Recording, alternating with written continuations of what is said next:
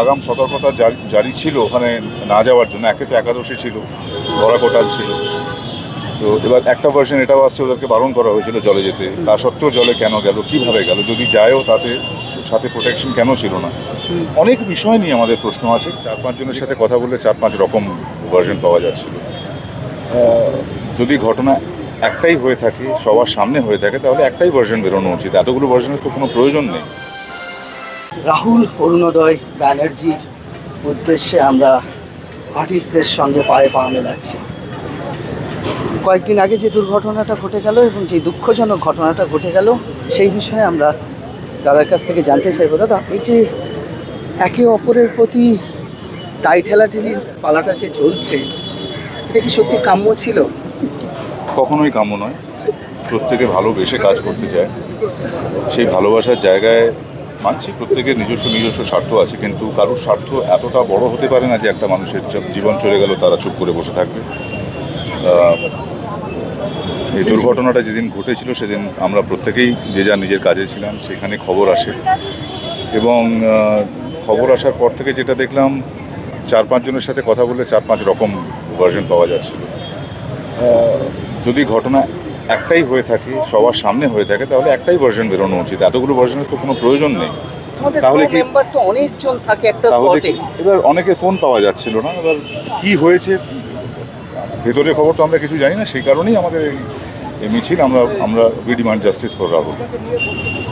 আমরা জানতে চাই কি হয়েছিল, সত্যিটা কি, সেটাই আমাদের জানার বিষয়। আমি যদি মেনেও নিই এটা একটা দুর্ঘটনা, তাহলেও সেই দুর্ঘটনাকে আটকানো কি যেত না? সেই দুর্ঘটনা প্রবল জায়গাতে গিয়ে শুটিং করাটা কি একেবারেই কাম্য ছিল, নাকি এটা কারুর একটা বিশেষ কোনো অ্যাঙ্গেল ফোকাস করে তার শট নেওয়ার একটা গ্রিড কাজ করছিল, যেখানে আগাম সতর্কতা, এবার এই আগাম সতর্কতা জারি ছিল ওখানে না যাওয়ার জন্য। একে তো একাদশী ছিল, বড়া কোটাল ছিল, তো এবার একটা ভার্সন এটাও আসছে ওদেরকে বারণ করা হয়েছিল জলে যেতে। তা সত্ত্বেও জলে কেন গেল, কীভাবে গেল, যদি যায়ও তাতে সাথে প্রোটেকশন কেন ছিল না, অনেক বিষয় নিয়ে আমাদের প্রশ্ন আছে। যে কারণে আজকে আমাদের মিছিল।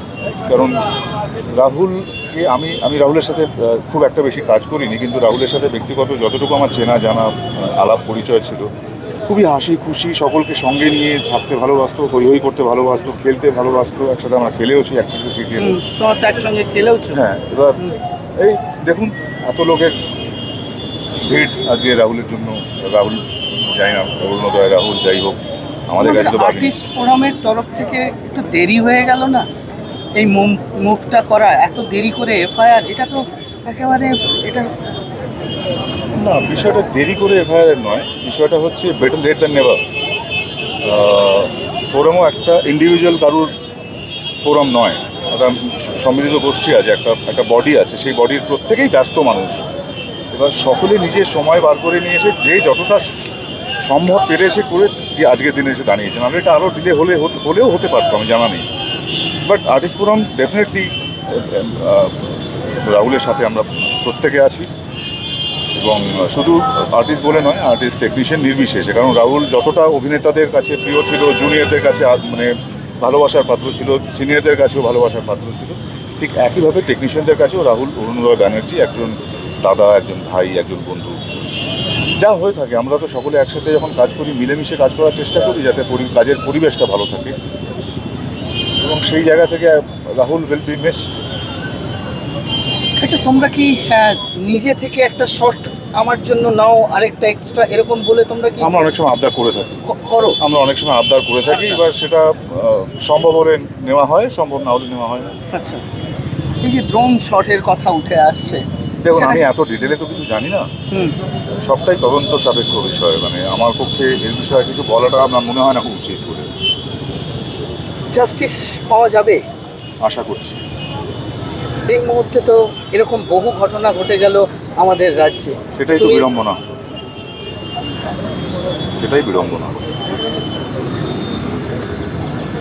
এইটা কি অস্তিত্বের লড়াই তোমাদের? দেখুন, যদি রাজনীতিকে এর মধ্যে টেনে নিয়ে আসার চেষ্টা করা হয়, আমি তো সে বিষয়ে ধিক্কার জানাবো। কারণ এখানে রাজনীতির কিছু নেই, এটা নিয়ে রাজনীতি করাও যেন বন্ধ হয়। আমাদের ভিডিও ভালো লাগলে লাইক এবং শেয়ার করুন, কমেন্ট সেকশনে গিয়ে জানান আপনাদের মতামত। কোথায় থেকে দেখছেন সেটাও আমাদের জানাবেন, তাহলে আমরা বুঝতে পারবো কত দূর আমরা পৌঁছতে পারলাম। আরও ভিডিও পেতে আমাদের চ্যানেলটি সাবস্ক্রাইব করুন এবং প্রতি মুহূর্তে আপডেট পেতে প্রেস করুন পাশে থাকা বেল আইকন।